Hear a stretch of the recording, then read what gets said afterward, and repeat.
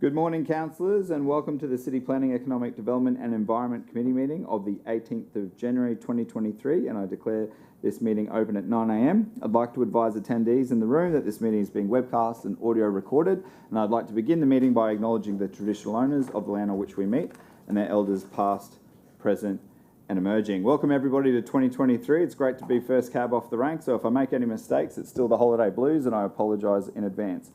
We've got attendances and leave of absences. Councillor Murphy has submitted a leave of absence for this meeting, and Councillor Lane has given me an apology that she'll be running a little bit late due to a medical appointment, but has not given a leave of absence. Can I get someone move that Councillor Murphy's be granted a leave of absence, please? Thank you, Councillor Hall, seconded by Mayor Power. All those in favour, please raise your hands. That has been carried unanimously. Thank you very much. We'll now get stuck into declarations of conflict of interest, and I believe Councillor Karansky has a conflict of interest she would like to declare. Thank you. Through the Chair, I, Councillor Laurie Karansky, declare a declarable conflict of interest in relation to item 5.1 of the City Planning, Economic Development and Environment Committee. The nature of that declarable conflict of interest is as follows. I own a 6-acre property in Buchan, which is my primary residence. In future iterations of the South East Queensland Regional Plan, the area of Buchan may be included in the urban footprint, which may be perceived to benefit me in a potential sale of land at a future date. Whilst I acknowledge that in accordance with S150EF2A of the Local Government Act 2009, I do not need to make a declarable conflict of interest, I am voluntarily doing so to manage my personal interest in an open and transparent way. Thank you, Councillor Karansky. So just to be clear, this is for item 5.2? Yep, 5.2. My apologies, I think I said 5.1, I'm actually referring to 5.2.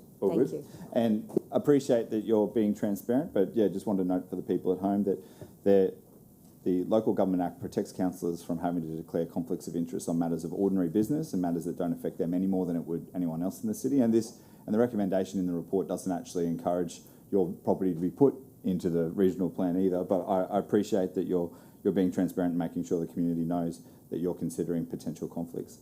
Councillor Karansky has declared that she believes she has a declarable conflict of interest, but would like to remain in the participate in the decision and vote on the matter in the meeting. Councillors, can we please have someone move that Councillor Karansky be able to participate in the decision about the matter of the meeting, including voting on the matter? Thank you, Councillor Bannon, seconded by Councillor Russell. All those in favour, please raise your hand. That has been carried unanimously. Thank you very much, Councillor Karansky. You may stay in the room. Thank you. No, only... Oh, would someone like to nominate a reason, or are you happy for me to nominate the reason being that Councillor Karansky is declared in the interest of transparency and would not normally need to make a conflict of interest declaration due to it being ordinary council business? You want me to put it to you later? No problems. Alrighty, councillors. Now, I've got 3 managers in the room and only one of them is doing reports. So we're going to go straight to general business for Stephen Ball, the Manager of Development and Assessment. Do you have any general business for us, Stephen? Through the Chair, no I don't. Councillors, do you have any general business for Stephen? Councillor Bradley? Thank you, through the Chair. Good morning and welcome back. I just want to ask, we get notifications every day about new development assessments in the city, and I noticed today that pre-lodgements, some have been removed. Is there a reason for removal of pre-lodgement meetings? Through the Chair, we haven't made any changes to our processes, so it's potentially just a technical error, and I'll look into it when I get back to my desk. Okay, cool. Thank you. Thank you, Councillor Bradley. Any further questions for Stephen? No? Excellent. Back to work with you, Stephen. Thank you very much. We now have Michael Asnikar, the Manager of the Health, Environment and Waste portfolio. Michael, do you have any general business for us? Morning, Chair. No, not this morning. Thank you, Michael. Councillors, do you have any general business for Michael? Thank you, Councillor Bradley. Thank you. I'm dominating this morning. I just want to publicly express residents' feedback in relation to the waste contractors who went above and beyond, and I've sent you that feedback directly. But I just want to publicly say that people in the community are actually noticing the difference. So thank you. Thank you, Councillor Bradley. I'm sure Michael will be happy to pass on that positive feedback. Awesome. Thank you, Michael. Back to work with you, and now we'll get stuck into the agenda. Councillors, we'll move into item 5.1, which is the Housing and Lot Diversity Amendment Proposal for Ministerial Conditions. I will hand over to Christian to speak to his report. Thank you, Chair. Good morning, councillors. This report is about an amendment to the current planning scheme, the 2015 planning scheme. The report was written in December based on draft conditions of approval provided by the state at that time. We're actually tabling a updated motion or recommendations to the report today.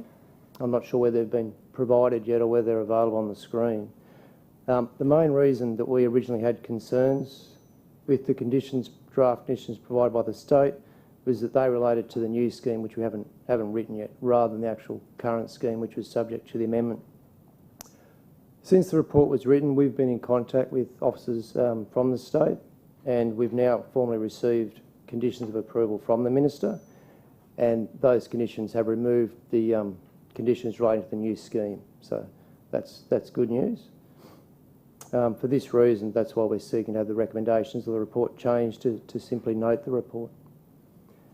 To discuss briefly the amendment, the key policy changes within the amendment are the removal of the average lot size provisions, which was creating subdivisions with smaller lots than intended.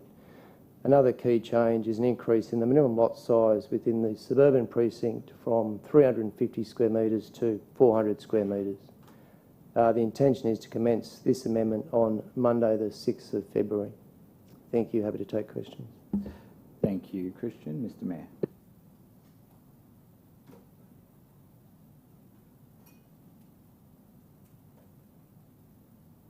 Thank you, Mr. Chair.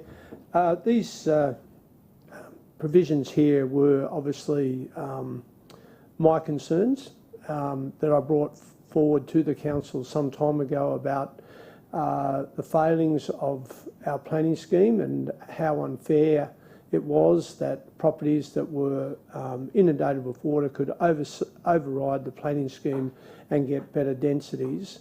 I saw that as unfair, and also I was aware that when you have rules in regard to a planning scheme, you would expect everyone to know those rules. But unfortunately, over the years I've seen developers and contracted people that work for developers have that advantage of knowledge and been able to make a lot of money out of properties where other people could not foresee the possibilities. It was a flaw in the planning scheme, I believe. This is changing that and identifying that it was unfair, particularly where you've got residents in areas where they've got a zoning, and because their property was flood affected, they could supersede the planning scheme. In other words, flood property somehow, miraculously, was worth more money than a block that didn't have water on it, which is not fair in the way people see market value for development. So this is a great move. As you know, I've been pushing for this for years before this council. The three councillors that were here previously, they know that I've been fighting this for a very long time. This is good news, and it will stop those councillors who will get embarrassed by future applications where residents know what their zoning is, and yet somehow miraculously these developers just turn up and are able to develop areas beyond the zoning of that area. So you're not embarrassed anymore. I've been in that position where you've got floodland in a zoning and they can supersede that. It just didn't make financial sense, and I support this. It's a great move. It's great news. The state government's ticked off on it. I think it's a move in the right direction. Thank you, Mr. Mayor. Any further questions for the manager? Councillor Wilcox. Thanks. I'm not sure if Christian or Dave want to answer this one. So just to be clear as mud for everyone at home, if we receive the new amendment that's up on the screen, we are effectively approving to protect our backyards and our landscapes, so that we are going from 350 to 400 minimum lot sizes, so there's no more average lots, so the developers can't get away with, you know, chopping it up and going, oh, well, here's a big parcel of land and now here's these really small tiny blocks. We are effectively saying a minimum lot size is 400 metres squared in these zones to protect it. So, yeah. Through the chair. So that's correct. There's a few other things that this amendment will do. It will stop the cookie cutter subdivisions where all the frontages of new subdivisions are the same size and all the properties are the same size. So it's to get a bit of diverse product out in the community and protect that backyard with that minimum lot size. Thank you, Councillor Wilcox. Councillor Kransky.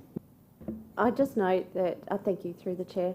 I was just noting in here that effectively the recommendations today are that Council decides not to accept the ministerial conditions proposed to be imposed on the Housing and Lot Diversity Amendment by the Minister. So I presume that the Mayor is continuing to engage with the Minister's office and so on. No. If you heard the officer, we've got new information from the state government, which is acceptable now, and we're not taking that recommendation that you see. We're taking the recommendation from the board, from the screen here. My apologies. So that issue has been resolved. Okay, thank you. Thanks for the clarity. Thank you, Councillor Kransky. Just to be clear, the issues that we were concerned about was that they were trying to condition what we would put in a future planning scheme through an amendment on the current planning scheme. So they're basically trying to bind a future council, because we won't get to vote on that future planning scheme until next term. So they're trying to bind a future council through an amendment to the current planning scheme for a new planning scheme. It was quite unusual, and thank you to the Mayor for talking to the Minister about it, because it is so unusual, and we've been engaging at all levels, ministerial staff to staff, and just trying to really make sure that if they're going to put conditions on us, it relates to the amendment that we're actually applying for, not to some future decision that we haven't made yet. So yeah, they agreed with that. They changed it, and they were very prompt over the Christmas break. So people must have had people must have come in early from leave or been working over the break, because they got it sorted out far quicker than we'd normally see, which is great. Thank you for the clarity. I was actually quite confused by this. Yeah. Yeah, and originally we were, the Mayor and I were going to take a stance that was pretty strong against it, and there was going to be media and all sorts of things, but the Minister listened, and so there's no need. It's great when the state government listens to Council and takes our position into consideration. Any further questions for the Manager? Great. I'd just say thank you very much to both the Daves, because one of the first meetings that I had as Planning Chair with the Mayor was Dave Hanson and Dave Radich coming in and saying, Mr. Mayor, we know you want to get rid of average lot sizes, and it's one of the things that confused me the most when I first became a councillor, that there was just this massive loophole that developers could drive a truck through that nobody else seemed to have in southeast Queensland, and planning is already complicated enough without actually having ways that developers can exploit the system to make more money from mum and dads who don't realise they're selling their property for too cheap. So thank you very much. I will just point out how long these processes take. So that first meeting was in April 2020 or May 2020, and here we are in January 2023. That's how long it takes to get an amendment to the planning scheme through. So it gives some context to people at home and to councillors just how long that process can take, even when there's clear political will. There's no questions being asked. The staff support it. It still takes 2.5 years to get it across the line. So thank you very much for your hard work, and I look forward to seeing this come through on the 6th of February. Councillors, can I have someone move the amendment that is on the screen? Thank you, Mr. Mayor. Seconded by Councillor Bradley. All those in favour, please raise your hand. That has been carried unanimously. Thank you very much. Councillors, we'll now move on to item 5.2, which is the review of the South East Queensland Regional Plan, shaping SEQ, and I'll hand over to the Manager of Economic Development and Strategy, Mr. Dave Radich, to speak to his report. Thank you, and through the Chair. So the purpose of the report today is to raise awareness that the state government is looking to review the regional plan quickly. They're looking to do a full review of the regional plan and it be adopted later in 2023. When we went through this process last time as a council, it was a longer process. I think it was about 18 months to 2 years. So The purpose is raising awareness that that is happening this year. The second purpose of the report is to establish some early policy positions that we can go to the state government with now, so they know where Logan stands when it comes to any review of the regional plan. So we're trying to be proactive. There'll be a formal public consultation process for the regional plan towards the middle of the year. We'll have another opportunity to provide feedback to the state, but at this point it's to establish some early policy positions so the state knows the challenges that Logan's facing. So on page 12 it goes through, under discussion, it goes through some of the policies. It's broken into different sections. I guess one of the key things is around the urban footprint. So not looking for any significant expansion to the urban footprint, not asking for additional PDA. The growth that we're funding at the moment is quite expensive for the local government, so new PDA would really present a lot of challenges for the council to fund additional growth. In addition to that, and linked to that, is we believe that the state government should be undertaking a review of the infrastructure charges legislation. So the way that we fund development and the legislation that allows us to collect infrastructure charges. When we're looking at new growth and a new regional plan, it would be ideal to have some better legislation for us to fund and deliver infrastructure. We feel that the regional plan has a strong focus on housing delivery and housing targets, and Logan's one of the only councils that has met its targets. We feel that in addition to the desire to provide housing targets is some sort of employment targets. We are a growing city. We need to make sure that there's enough employment for our residents. 10,000 people move here a year. We need to make sure there's some jobs to keep people local. The other part to point out is under infrastructure and policy number 5, there's been a long-standing position with the state where they intend to do some public consultation with your community, with the broader community of South East Queensland around what a regional plan is, why it's important. They've been talking about that for quite a while. Would really like to actually see that kick off. So we're not, and councillors are not the ones that are always constantly fielding the questions around why am I in the urban footprint, why am I not in the urban footprint.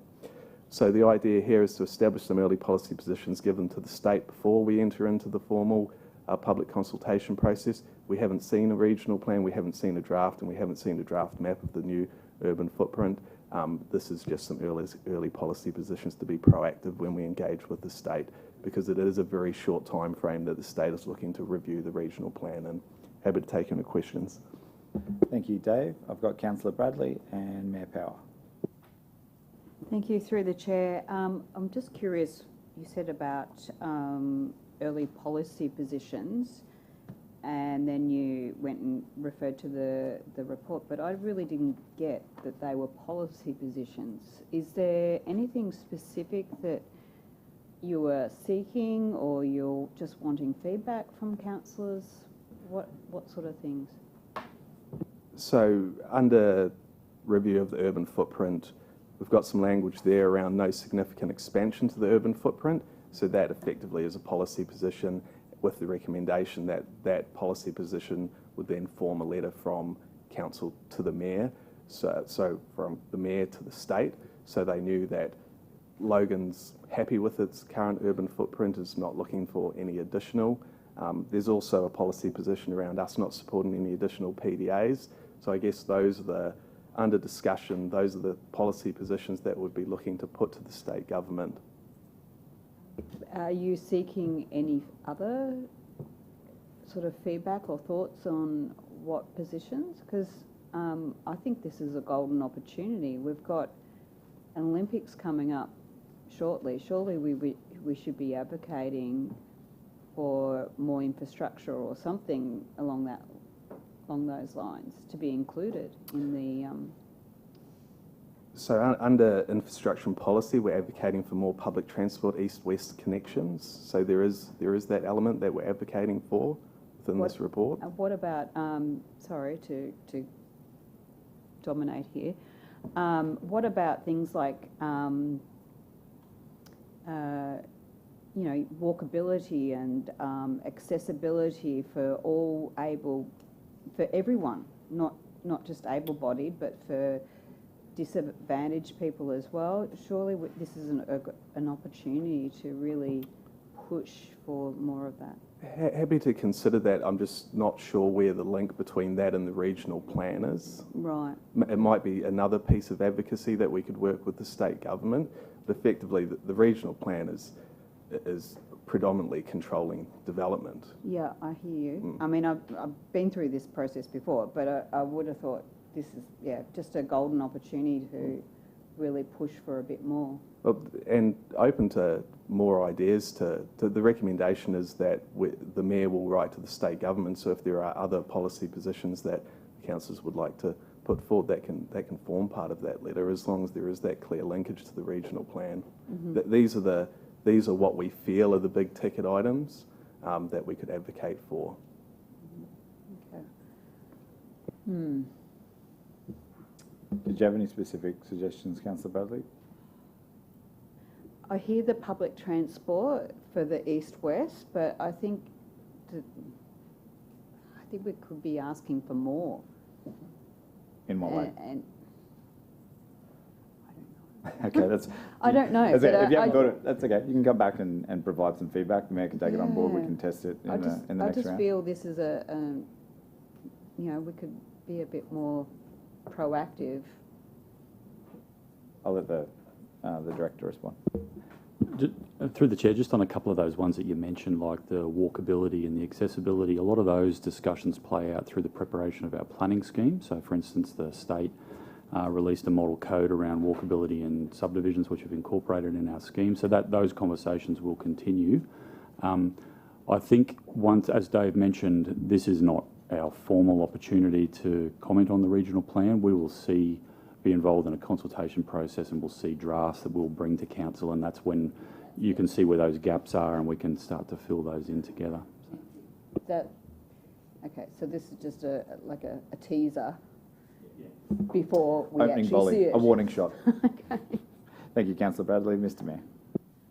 Thank you, Mr. Chair. The regional plan is probably one of the biggest things on my agenda at the moment, and I don't know if you know, but I attend a workshop with the Deputy Premier and the Minister for Transport about every 2 months. We had one before Christmas. After I'd finished, you probably could have cut the air with a knife. It was pretty thick.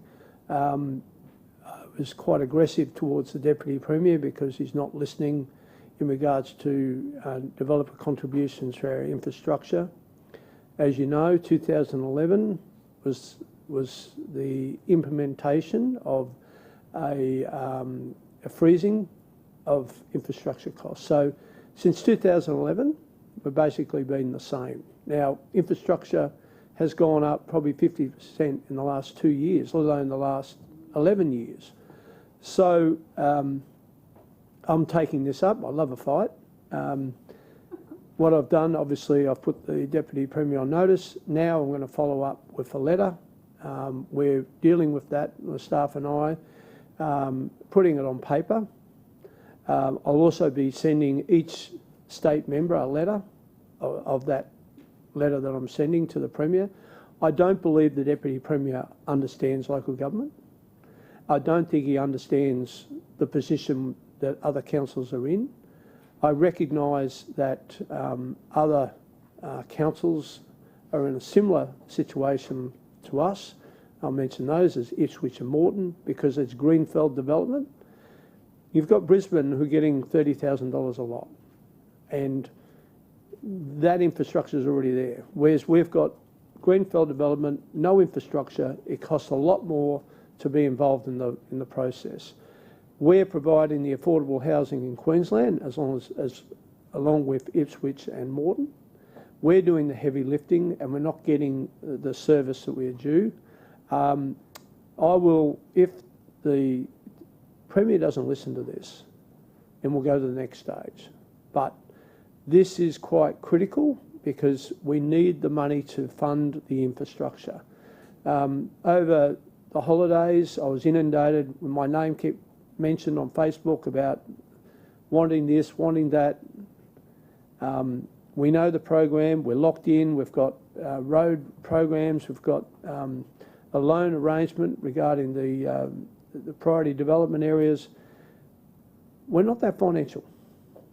And yet there are people screaming out in areas of new development, where's the infrastructure, where's the pools, where's the other things that they need. So this is a big issue. This is probably the biggest issue we're going to deal with. I'm taking it on head first because we need to see something happen. Okay, Dave was there at the meeting. I was quite aggressive, wasn't I?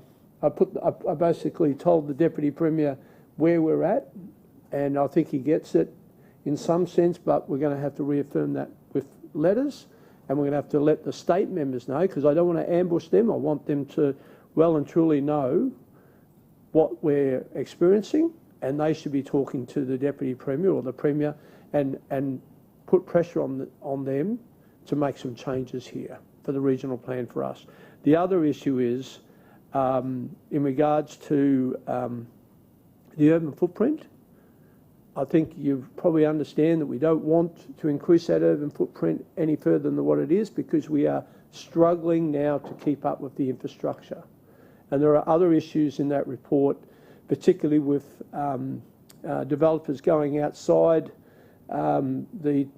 what's the word for it? Outside, sorry? Priority infrastructure. Yeah, well, those areas are outside and they get to put in their water and sewerage. Then we have to reimburse for their water and sewerage. That also puts stress on our council. So there's only probably 3 councils that are really experiencing the hardship: Ipswich, Moreton and Logan, and that needs to be addressed. Unfortunately, at the moment, the way it looks, when you look at all the information on our books, it looks like we've got a state government that looks after Brisbane, but doesn't quite get it in regards to outer local authorities like Logan, Ipswich and Moreton. So just letting you know, that's going to be my main focus in the next couple of months. Thank you, Mr Mayor. Councillor Bannon, then Councillor Kransky, then Councillor Wilcox, then Councillor Raven. Jesus. Thank you, Mr Chair. I think it's brilliant what you've done, and all the stuff that you're saying here is exactly what my community is saying, and what I scream out, especially our divisions with Councillor Kransky and that out there. I know it's the first fire in the warning shot, but is this something you do more media on? Because we know general community blame us for the PDAs. They never understood that back in your time, you said no to the PDAs from the start and they were forced upon us. All these points, are you good? All these points of what the community don't really understand. So if we could say to people, hey, we're on them about the PDAs, we're on them about employment, all the things you're doing really well, I think the more that the community know that's what council's driving, I think it's a better thing for us in the long term. Through the chair, so we are working with the media branch and with the Mayor's office to get some media around these policy positions, and it is early engagement with the state government, which we hope will pay off, because all these policy positions should really put the state on notice on what we don't want in the new regional plan. Thanks through the chair, because the more media we get, the more the community understand and get educated, the more pressure they might put on their state members. Thank you, Councillor Bannon. Councillor Kransky, Wilcox, Raven. Thank you. Dave, I think I heard the Mayor say before that Brisbane is able to attain 30,000 a lot.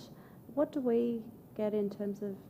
So through the chair, so we get the same amount, but the cost of us delivering infrastructure is more expensive because we're servicing Greenfield's growth, whereas their growth is infill, so it just costs that more. makes sense. Yeah, I understand. Yeah. So that is actually a figure that's locked in, or South East Queensland, effectively. That's right. The whole of Queensland, whether yeah. you're producing 20 new houses a year or 3,000 houses like us a year, it's capped at 30,000.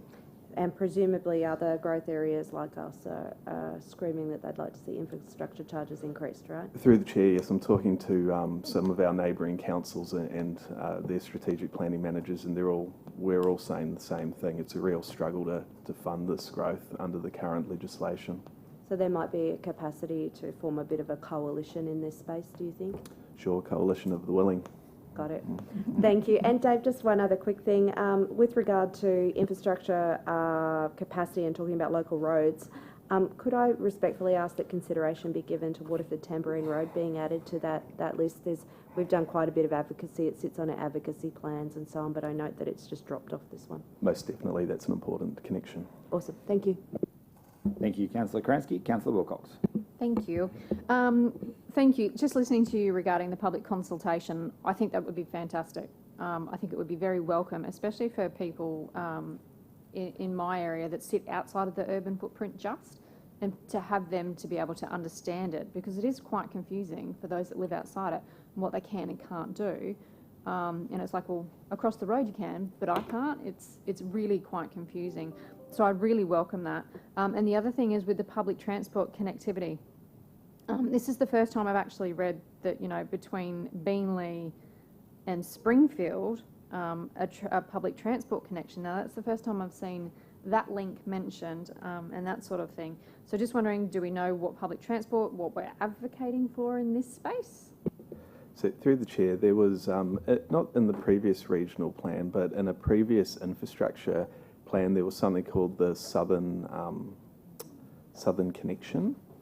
Southern Gateway Connection. So that was a link that went all the way up to Ipswich and went from Gold Coast to Ipswich through Logan. So I guess that's a specific example of the Southern Infrastructure Corridor, but more broadly we just need to advocate for more public transport, because even in the inbuilt cities, we've got lots of jobs in Berrinbar, but there's poor public transport from Woodridge. So there's just those east-west connections. Connecting residents to jobs is something we should advocate for. Thank you. I think my residents would really like to see and hear more in that space regarding public transport that way, so I'd welcome that conversation. Thanks. Thank you, Councillor Wilcox. Are there any other questions? And then I'll wrap it up. Mr. Mayor. That wording that I was looking for a few moments ago was out of sequence.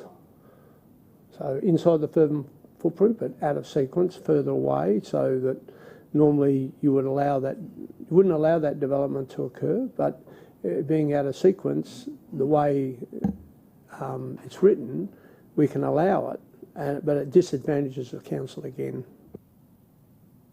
Thank you, Mr. Mayor.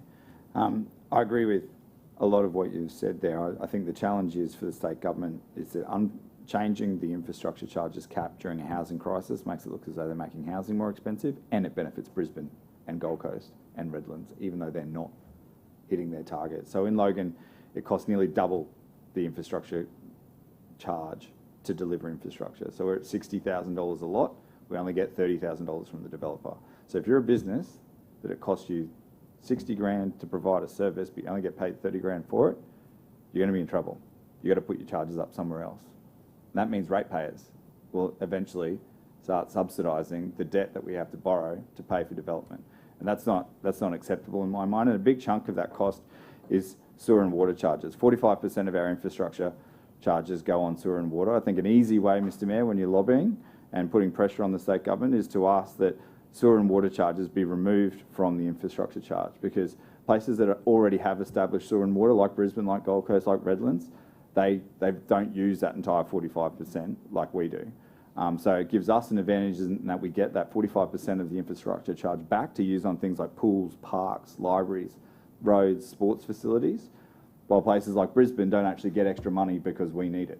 Because what I would hate to see is Brisbane getting another free run because Logan, Moreton and Ipswich are doing all the heavy lifting in southeast Queensland. So I think there's a really clever way to come at this when speaking with the state government, which gets the advantage for the greenfield cities that are doing all the growth, that are providing the affordable housing, exactly like you said, Mr. Mayor, without also giving a huge free goal to places like Brisbane, who have been deliberately slowing down their development so that they can keep their house prices high. And there was a councillor, Councillor Bennett. You said it to me. The best way to combat congestion is to have more local jobs. So I think one of the most important things in here is to have that employment land identified clearly and protected in the regional plan. Because if we've got more places for people to work in Logan, then they don't need to drive to the Logan Business District to work. They can work local, they can work in the city, and they can spend their money with local businesses, which is exactly what we want to see. But I think it's going to be really challenging to get them to increase the cap during a housing crisis, but we really don't want them to, because that benefits everybody in Queensland, not just the cities that need it most, which is the cities that are growing. So I think if we can tailor that message, make it really specific, that would be great. And the good thing too, I know that Councillor Wilcox, Councillor Bannon, you've got a few people who are literally across the road from the urban footprint, and there's a water body that would be a much more logical, natural place to stop the urban footprint. So we can suggest those little changes. We just don't want to see a significant increase in it. So there's little places. I know Councillor Haramiah's got some too. I think there's 4 or 5 properties that are on a corner, and everybody around them is in the urban footprint except for them, right?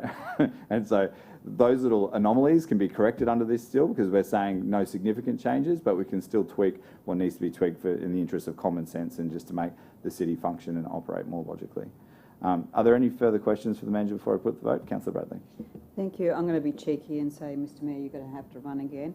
But what I've been listening to the conversation here and the east-west sort of connection. Can we also please add in from Springwood as well? Because if you want to go, say, to Beenleigh, you've got to go back to go forward, and it takes you probably 2 hours to get to Beenleigh, which is ridiculous if you're using public transport. So can you also please advocate for that? We'll definitely include that. Thank you, Councillor Bradley. Any further questions, councillors?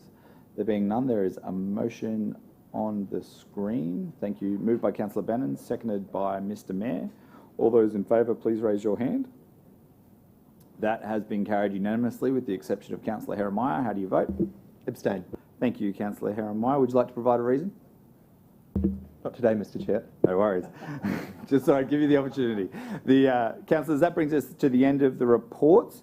I do have some general business for the manager. I know other councillors are concerned about the same question. We've been contacted over the Christmas break by a number of residents who are concerned about the short time frame for the introduction of the infrastructure charges on granny flats, on secondary dwellings. Originally, it was intended on coming in on the 6th of February, but obviously with the downtime over the Christmas break for, not for council, of course, we power all the way through, but for builders and consultants over that period, it's tricky for people who are already planning on doing it to get it done by the 6th of February. So is it possible to extend that date or defer it for a month or two? And I'll just put it, I'll first answer that question, then I'll see if council is supportive of that idea. So it is possible, and we don't need another council resolution. We can push it out to the 6th of March if that's the desired date. That's a Monday, a month away from when we were to go live on the 6th of Feb. Okay, I'll put it to discussion. I've got Councillor Lane and then Mayor Power. Thanks. I understand why some people want this extension, but I'm absolutely opposed to it. Granny flats are the bane of our existence in Division 2. They are creating havoc and mayhem in the streets.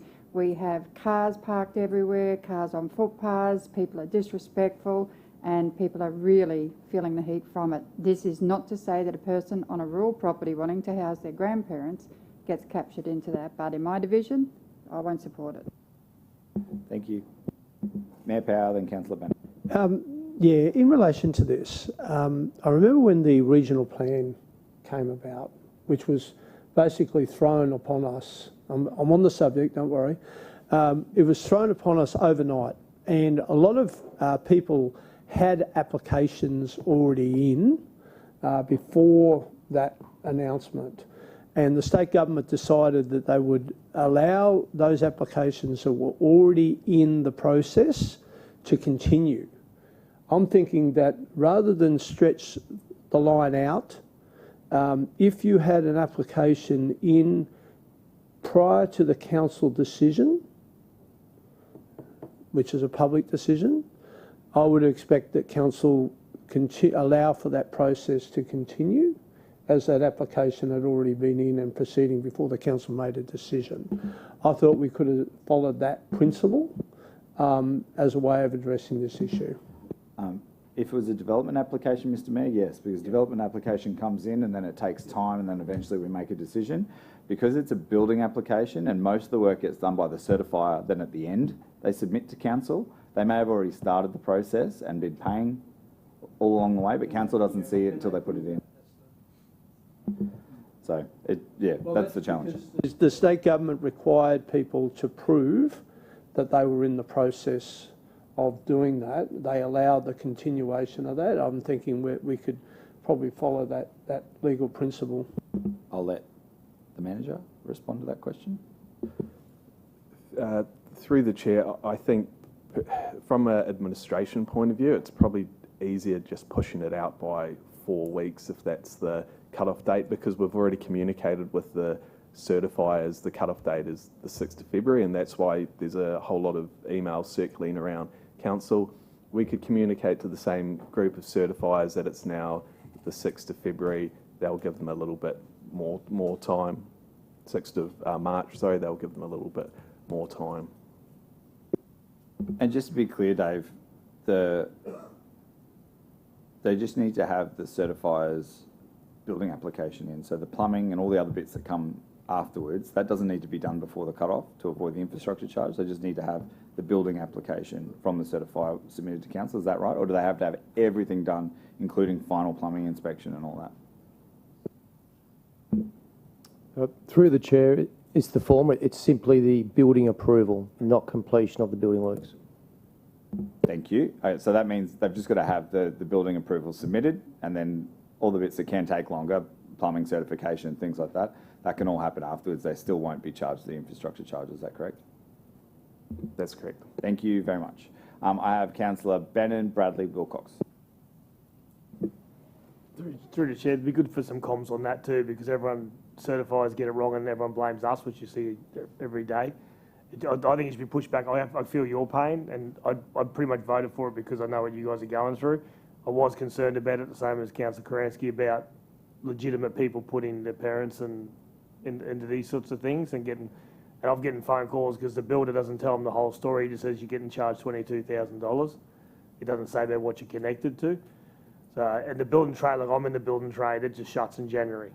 My boys won't even start back till February. So it's just the timing of the year with Christmas and that. I think it's fair to put it back and put some comms out there to say, hey, which is exactly what you'll do. I know you will, but to get the comms out, give them a month, let them get their applications in. That makes sense, because it's hard. Like I said, I feel for what the eastern side's going through, but that's the part of being one big city. There's also us that aren't going through, and we're crucifying our people as well. So I still like it that myself and John were talking about it last night at 10 o'clock. That if there was some way that there could be an application fee which would cover staff time to give people in rural areas a chance to prove that they aren't going to stick the dramas that happen in the eastern side. And if they break that, then the task force can go out there and fine them adequately for it. But it's still, I voted on the trust in you guys, but it's still not perfect because it's still crucifying people doing the right thing.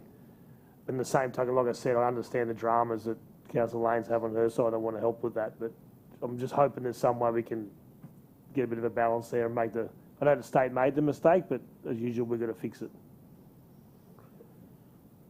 So, through the chair, so it's complicated when we talk about deferring infrastructure charges.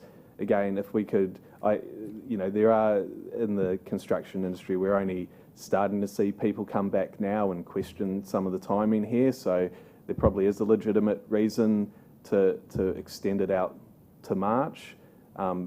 Because if we extended it out to March, it probably saves a bit of a headache for us later on, because people say they didn't know or they thought there wasn't an infrastructure charge, and there's a whole lot of follow-up associated with that. So I think it's fair and reasonable to push it out for 4 weeks, primarily due to the shutdown of the industry during that time. There was a lot of communication that we sent out to them, but it's only just really hitting their inboxes now because they're starting to come back. Thank you, Councillor Bannon. Councillor Bradley, Wilcox, Mayor Power. Thank you. I'm only aware of one email that was circulated to all of us, so I'm just curious how many people are jumping up and down really here. 15 or 20 so far, probably more as they get closer to the cut-off. You've actually got 15 or 20. Yeah, so coming in from Councillor Benn and Councillor Wilcox mainly. There you go. Okay.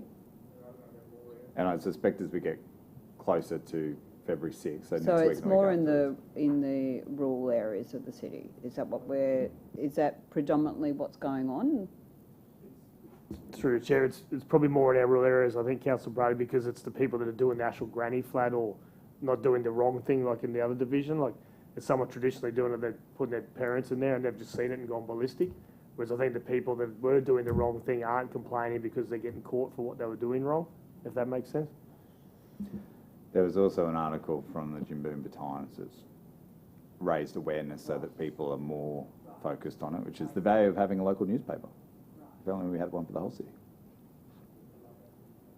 Does that satisfy your question, Councillor Bradley? Yeah, I'm just curious where the squeaky wheels are. That's all, because I'm not hearing them. I haven't had any specifically for my electorate either, because generally my electorate has auxiliary units, and people who were trying to do secondary dwellings should have been doing an auxiliary unit because they're for rent, right? And they're just using it to loophole the infrastructure charges. Councillor Wilcox, Mayor Power. Thank you. Councillor Bradley was going down the same lines as me. I was wondering how many concerns there were, because I think I've had about 5, and that sort of thing. Do we know why these concerns have been raised from residents? Through the chair, it's hard to know sometimes. I guess so you guys see some concerns. My team hears the concerns over the phone often. I think it's really that holiday shutdown that has created a bit of an issue for the industry. So we did our comms strategy. We went out to industry and we told them that this was happening. Risk Smart Consultants, all the certifiers, thousands of people on our books. But now they're coming back to work. That's when they're starting to see, well, that project that I had lined up for next month now is going to attract the infrastructure charge, and I'm halfway through that process. So I think that's where the rubber's hitting the road. It's the industry's just coming back and just opening their inbox and seeing that there's an infrastructure charge coming up. So I'm along the lines of the same with Mayor. If they can prove that they have it already in train, fair enough. But for the ones that have been raised with me, I'm pretty sure that most of them have been raised because of the article that was raised in the Jimboomba Times saying that infrastructure charges are now going to be $22,000.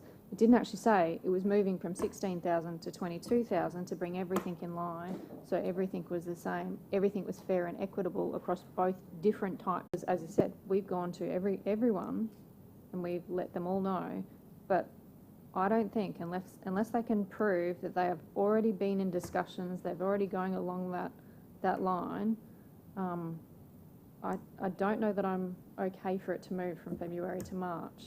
So, Councillor Wilcox, just to be clear, secondary dwellings incurred no infrastructure charges before this change. So we increased auxiliary units, which is the rentable granny flat, from 16,000 to 22 to make it equitable for people who do a subdivision who essentially do a subdivision to make money out of their property for rental purposes. But there was no charge whatsoever on secondary dwellings. So it went from 0 to 22. So that is accurate. And it's because the state introduced that change, which is essentially a change introduced because the rest of the state doesn't have auxiliary unit provisions like we do. I've raised this with the department repeatedly and assertively that just because the rest of the state has bad planning schemes doesn't mean Logan should be punished. And I asked them to exclude us from this, but they essentially refused. But they're looking at what we do to see if they can compel other cities to have to include auxiliary unit policies in their planning schemes as part of the regional plan. right, so one of them went from 16 to 22 and one went from 0 to 22? Correct. Okay, all right. So that's why people are up in arms, because before, if they got a quote in November, they come back and engage the contractor in January. The contractor says, congratulations, there's an extra 22 grand on that quote. From zero. So I've got Mayor Power, Councillor Hall, Councillor Bradley, not Councillor Bennett. Thank you. Thank you, Mr. Chair. We've made a decision. What I can tell you, and I've been getting feedback, Facebook feedback, about contractors, planning contractors who are out and about advertising about this coming to an end, and obviously advertising to get applications in. Now, if you allow for another month, you're going to get an absolute stampede. And it's going to be even harder to make the decision because there's going to be even more people that are going to say, oh, I wanted to do it, we're going to do it. This is the time where you actually have to stand on your decision, because if you don't make the decision now, in a month's time, when we come back, it's going to be harder because there's going to be more people. I mean, I'll be honest, it's, you know, if I had the opportunity, I would do it, and I'd rent it out and I'd make money, and it's a financial windfall for those people. So the more people that know, the more applications you're going to get. Now, those people that were SLT the other day, I spoke about, you know, our current finances and obviously infrastructure charges and all that. We have to start making some hard decisions. Now, I said this will be harder to make next month, and if then you'll defer it again, and next month it'll just get harder and harder and harder. It's going to be easier to put the finger in the dike now to hold the water in. Yeah, well, it's a Dutch term, but if you don't, it's going to be harder because there's going to be more people. Like I say, there's the consultants out there who are advertising to people to do this because of the time frame. It's going to just continue. It's going to be a stampede because people know they can make a lot of money. And Teresa's right. The problems that occur from this and the opportunity from developers, you allow developers to step in who will have, they will have, what do you call them? The people who do the building works, certifiers, you give them the opportunity to put in mass applications. And that was the problem. We had streets and streets of this happening, and they were circumventing the whole infrastructure charge thing. This is about avoiding to pay council your share of the infrastructure costs, just like we're talking about the previous report. Trust me, make this decision now, hold, otherwise it'll be harder to make next month, and the month after you'll keep going and you'll never make that decision. Thank you. Thank you, Mr. Mayor. Councillor Hall, Bradley, Bannon, Lang. Thank you, through the chair. Look, I kind of feel like we're kicking the can down the road a little bit. But that said, I do understand the lifestyle of people in rural areas is a bit different to the lifestyle of people in heavy suburban areas. I could not support another month of this type of construction in my area, my suburban area, because I have absolute slums because of this. But that being said, I do acknowledge that the lifestyle is very different in those rural areas. If there was a way to separate the two, I'd be supportive of this. If we can't separate the two, I can't support it because I can't have a mad rush of more slums going up in my area and in Teresa's area. It'd just be too much. Thank you, Councillor Hall. Councillor Bradley, Bannon, Lang. Thank you. I probably agree and with Councillor Hall and with the Mayor put that finger in. So can I just ask, when was the industry notified? At what point? Through the chair, so the industry was notified straight after the council decision, which from memory was the 16th of December. Was it November? Yeah. Look, I'm supportive of if they can prove, but other than that, I'm not going to support it. Thank you, Councillor Bradley. Councillor Bennett. The staff have even said that it wouldn't be a bad thing to push it back a month because of the timing of the break. The building industry shuts down for the whole of January and half of December. It's all good to say that slums is a very strong word, which you should be really careful using that for starters. The mayor talking about the stuff happening in the city, that you've forgotten about the whole other half of the city that you represent. The whole other half of the city will get crucified on that. And if you're a mum and dad at home dealing with a certified, doing a shed or doing whatever you're doing, and the building trade's shut, ask Councillor Fraser about how hard it is to get a builder right now. Some builders you can't get for 8 months. Like everyone's trying to plan what they're doing. They go from 0 to 22 grand. Half the people don't. We say we put comms out. This is no fault to the staff. A lot of people just don't read those comms. They just don't. A lot of people don't follow the comms the council put out. And when they finally talk to a builder and go from 0 to $22,000 to put your grandparents in the house next door, it's a month because the building trade shut down. So to say, I understand what you're saying, and that's why I voted for it, to look after your side of the city. For what the mayor's saying, it won't go back a month and a month and a month. That's a scare tactic. We didn't say put it back every month and see how it goes.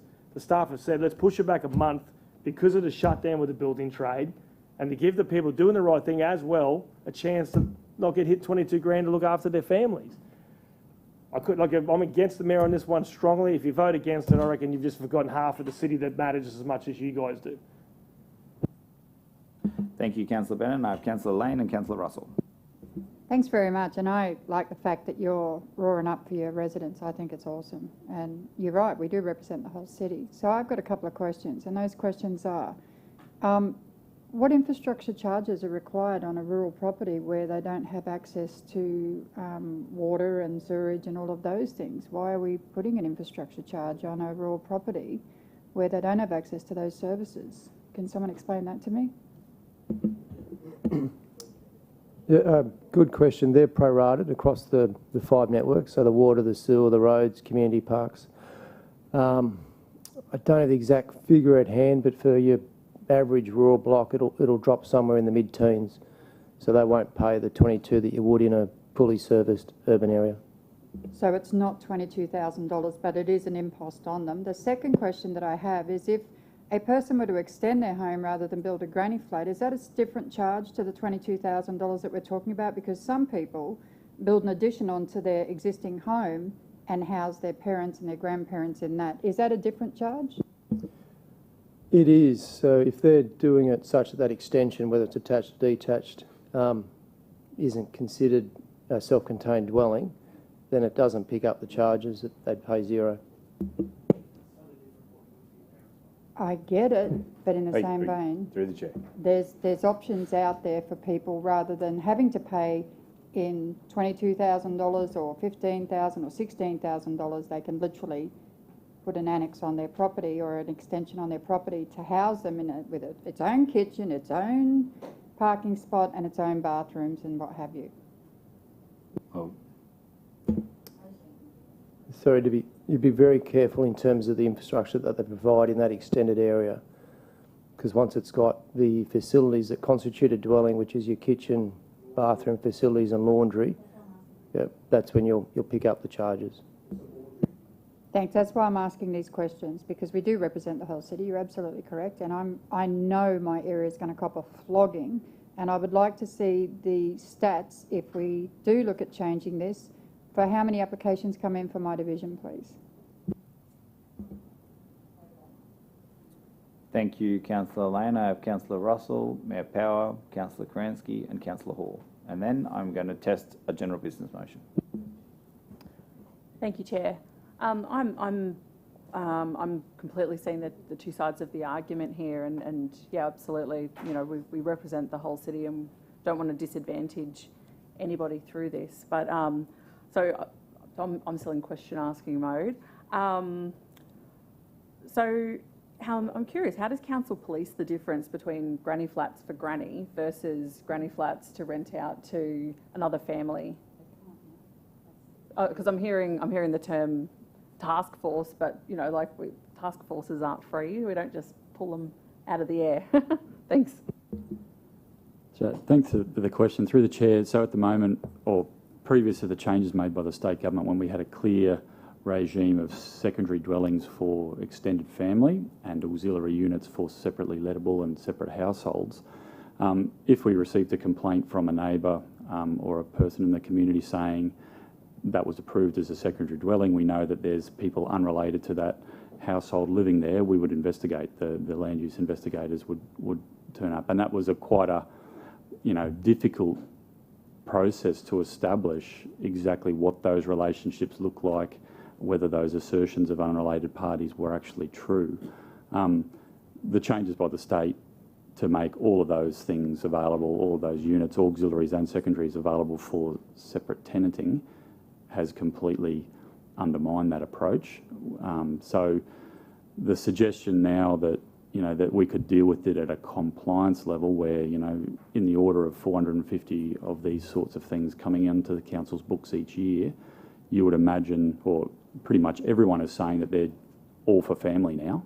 So no one is putting their hand up and saying that they are not. That creates a huge resourcing implication for that team within the development assessment branch. We cannot service that demand. Therefore, turning on this charge in the way that we have is the response that we recommended to council in December, and that's where we still are very much supportive of that. I'd just also like to cover off on the suggestion that we can give some protection to people that are already in the process. So when you differentiate, like the guys said before, that this is a building work process that council does not approve, this is in the domain of a private certifier. I think what the Mayor's referring to in time gone past, where we control the development application process, we give some protection to people who are in the decision period. So if you've gone right the way through an application process and you're in that last sort of 20 or 30 days, we've often given people the protection of not paying a charge if they are at the end of a process. We can't do that here because we don't have oversight or carriage of that application process to know when that might be. And if you're saying we want proof that you have entered into a discussion with a building designer to start a building work approval process, that is such a nebulous and ambiguous thing, we just wouldn't be able to prove one way or the other. So once again, we're a little bit hamstrung in giving people the protection that's been suggested today. Any further questions, Councillor Russell, or did that cover it? No dramas. Mayor Powell. Love the passion. And it's worthy of a good discussion, absolutely. And just want to remind all the councillors, we've been putting in this situation because the state government made a decision without contacting Logan and talking to us before they made the decision, and we've been born with this problem. I had an exclusive meeting with the Deputy Premier, one-on-one, about this particular issue. And this was his suggestion, I guess you should say, how we deal with it. It's not perfect, but we've got a problem. Now, I'm going to ask the dumb question. I probably know the answer, but I want the answer because Councillor Bannon's over there quite concerned about his area, and I understand. Can we differentiate those granny flats that are going on acreage property? Because take into context when you, with a residential councillors who are experiencing granny flats and extra parking on the street and extra rubbish bins and all sorts of stuff, is there a way that we can deal with that separately on acreage? Through the chair, I don't think there's a way to spatially differentiate the charge across the city. I'm looking at the gentleman up the end of the table. Under the resolution, the charging resolution, I think it's just land use driven. Therefore, we can't sort of spatially segregate it to one part of the city or another. Correct me if I'm wrong. I had to ask that question. Okay, well, I'll hand it back to you, Mr. Chair. Thank you, Mr. Mayor. Councillor Kransky, then Councillor Hall, and then we'll test. Thank you. If I could just make a couple of comments. As I recall, this issue came up in recent round, And we looked at this in the context of changes that are needing to be made that have been instigated by state government. And I remember flagging at that time this issue of granny flats, and we discussed then the potential to excise granny flats on rural properties out from the decision, and the advice from officers it wasn't practical or feasible to do so. These are the unforeseen consequences of these decisions that have been foisted upon us. The afternoon of that meeting, I already had residents contacting me with regard to this and what does this mean and what does this look like, and the officers went back to those residents almost straight away. It does seem to be really unfair. We will hear from residents in the rural areas that they don't feel that they get adequate representation, and this is one of the reasons they would hold up to us. They would argue they don't get the infrastructure of other areas and so on, but this was something they could do for their family, which is why I spoke so stridently about that in committee. That being said, like Councillor Bannon, when I went up to Ordinary Council, I supported the resolution because I recognised the balance of the report and the impacts across the city. I do think this is an anomaly. They call them granny flats for a reason, because they were intended for family members in the first instance. So, you know, people game the system, and we adjust the legislation to penalise those people, to capture those people who game the system, but we penalise innocent people who actually want to do the right thing. All that being said, that's not what this discussion is about today, because we already made this decision. And we're talking about whether we're going to allow an extension of time. And my vote goes toward I'll support the officers in this. If it's their belief that an extension of time is required due to the Christmas break, then I'm very happy to support that. Thank you, Councillor Karansky. And I agree with the position that I understand the Mayor's point that it could be harder because there'll be more people who'll say, hey, I only found out about it in January and you've only given me an extension till March. I think that's why a 1 month extension is reasonable, because it stops people who weren't going to do this but will do it to try and exploit the extension. They have to get on their bike very, very quickly to do that, for all the reasons that Councillor Bannon pointed out. It's just hard for someone who is legitimately planning one before we made the decision to get it done by the 6th of Feb and the 6th of March. It'll be very, very hard for somebody who's a consultant who's listening today to go, I'm going to get all of my people to pay me to put these in the next month, because they're going to have the exact same challenges of capacity that someone who's legitimately trying to get a real granny flat done, as opposed to somebody who's trying to pass off an auxiliary unit as a granny flat to take advantage of the state government's decision. So and if the officers think it's reasonable and fair, then I support the officers in that as the chair. Councillor Hall, and then I'll put it to the vote. Yeah, sorry, the Mayor took the words right out of my mouth for what I was going to ask, but I'm actually going to leave this to the officers in terms of what they prefer, because I think that's probably going to be the best way forward to decide on this. Just bear with, I'll let Dave speak you speak, Dave, while I tweak this up slightly to make it clearer that it's supported by officers. Thank you, and through the chair. The reason why the 6th of February was chosen is because that's when version 9 of the planning scheme goes live, and that's when the report that we spoke about, 5.1, goes live, where we remove the average lot size and we remove and we introduce a minimum lot size increase from 350 to 400. That's why the 6th of February was chosen. Extending it out 4 weeks or 2 weeks, I don't think is going to make that much of a difference overall. We're not seeing a stampede of applications coming in. I think it is reasonable to have a 4 weeks extension due to some of the feedback that we've had from industry, and I probably wouldn't do this type of engagement with industry over Christmas again. We generally don't do it when it comes to the planning scheme. We've been criticised before about doing it, so I don't think it's going to make that much of a difference. I don't think we're going to see 450 granny flats in Logan Central if we extend it for 4 weeks. I think it's reasonable. I've given the explanation of why the 6th of February was chosen. It was just an administration. We were going to go live with the planning scheme on that date, so we thought we might as well go live with the resolution to introduce this charge. There's no particular science behind that. So if it's a 4-week extension and it's the 6th of March, I've spoken to Christian's team. Christian's happy with it, his team's happy with it.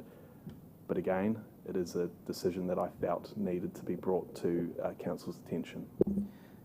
Thank you, Dave. And sorry, Councillor Wilcox very kindly emailed me 2 very brief questions that I'll get you to answer before we put it to the vote. I know the answer to one of them. She's asked how many of each type of application came in 2022 and how many are currently in. So there's about 450 auxiliary unit applications a year. I don't know how many secondary dwelling applications there usually is. Christian, you got a rough number for us? Very rough. It's it pales in comparison. So we get a lot more of the auxiliary units because they can be separately rented. Yeah. What would be interesting, and we can't do the exercise, but if we hadn't changed the fees to see that switch the other way since the state made that decision back in November, I think we'd find that secondary dwellings would all of a sudden be very, very popular. So the most you would expect to see was what you would be getting out of auxiliary units, which is 450, plus maybe a bonus because it's cheaper than doing an auxiliary unit. Councillors, there is a general business motion on the screen. I've written it myself, so I'm happy to take feedback, changes, adjustments. I've run it past the director to make sure he's comfortable with it. I've pinned the tail on the manager because that's what we love to do. I've just got to make sure that the staff are happy because I've named a manager in it. Through the Chair, we're happy with the wording of that recommendation. Thank you, Dave. Do you have a question? No? Okay. Councillor Bannon has moved. Councillor Stemp would like to second. All those in favour, please raise your hand. That has been carried with the exception, unanimously with the exception of Mayor Power. How do you vote? That's against. Councillor Bradley? Against. Councillor Fraser? Against. Was there anyone else who didn't vote for it? Oh, sorry, and Councillor Lane? Against. And Councillor Hall against? Abstain. No, I'm for. You're for. Thank you. I was just capturing the ones that didn't vote in favour. Did you get all those? Awesome. Thank you very much. Councillors, unless you have any other general business for the manager, and the manager has no other general business for us, then that brings us to the end of the City Planning, Economic Development and Environment Committee. The meeting is closed at 10:12 and the City Infrastructure Committee will begin in 10 minutes at 10:22.